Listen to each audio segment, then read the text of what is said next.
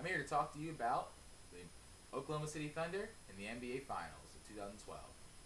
Now, in a previous video, I talked about how the Miami Heat had a very good chance of winning the series. They followed, my 5 keys to success, which I had were Bosh extending the floor, starting Ronnie Turiaf, shooters shoots shots swell, not well. I changed it.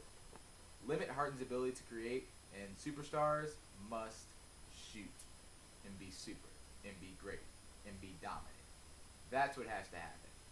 Now, I have 5 keys to the Thunder that I'm going to kind of name off and give my analysis, my opinion, my personal opinion on them. Now, the first, stay up tempo.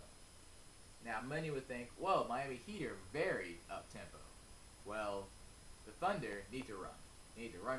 Because if you get in a half-court game with Miami Heat, it would be just like the Indiana Pacers series. It would be just like a Philadelphia-Boston series, except with better shooting. It would be 77-75. The Miami Heat, they might not be the most physical team, but they play great finesse defense. You need to run. Run. They play scrappy. They play great. If you get out in the open against Miami Heat, it becomes a very high-scoring game for both teams.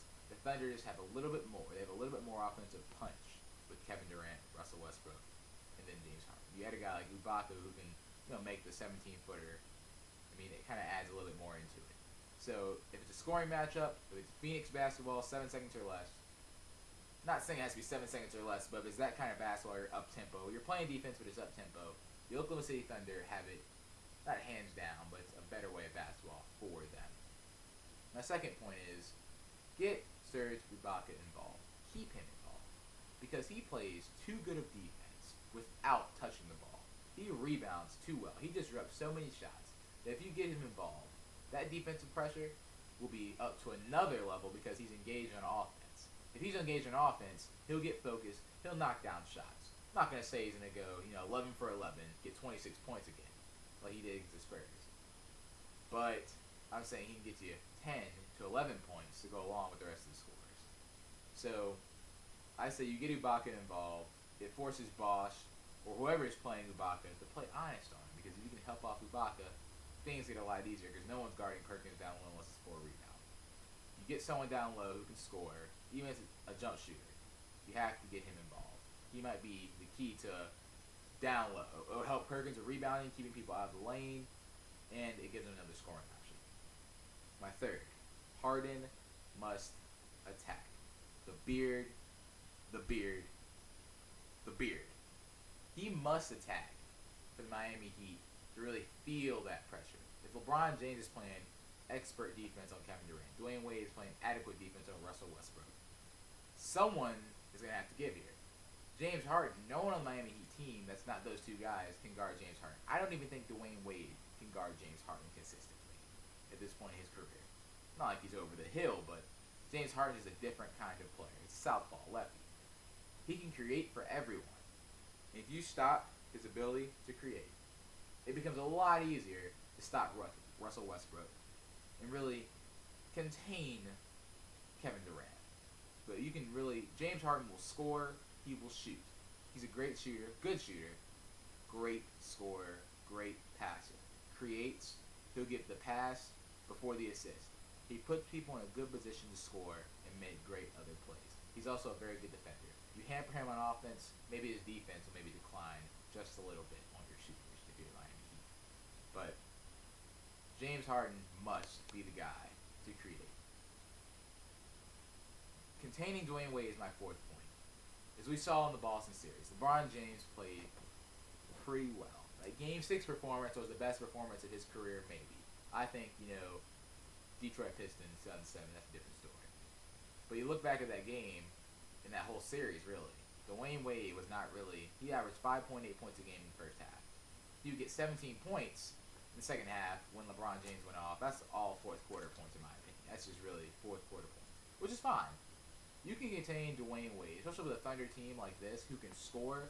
Boston could not score. That's why they almost lost to Philadelphia. They could not score. The Oklahoma City Thunder can score. So you take Dwayne Wade out of the occasion for 3 quarters. He tries to go off in the fourth. But LeBron James can't do it all by himself. Chris Bosh is a very good player. but he put up 25 points consistently. The big three, quote unquote, for the Oklahoma City Thunder is they're a scoring three-headed monster. They will score. The Blue Eyes White Dragon, you have to call them. That's their nickname if you watched Yu-Gi-Oh! As a kid. They will score points in a hurry. If you contain Dwayne Wade, cut him down to 15 points a game in this series. LeBron James averages 35. Chris Bosh averages 15. I think Harden will average 20. Westbrook will average 17. Durant will average 30 to 35. Contain Dwayne Wade. My fifth and final point,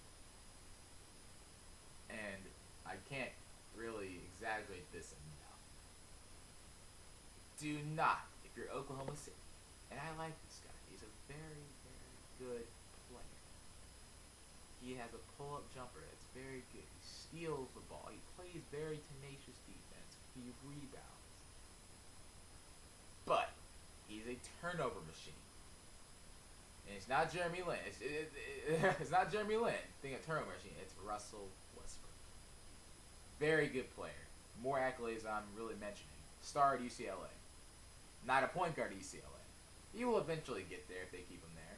But he needs to not have the ball in crunch time minutes when it comes to distributing and trying to create for others. I like him coming off screens. I like him isolating for himself.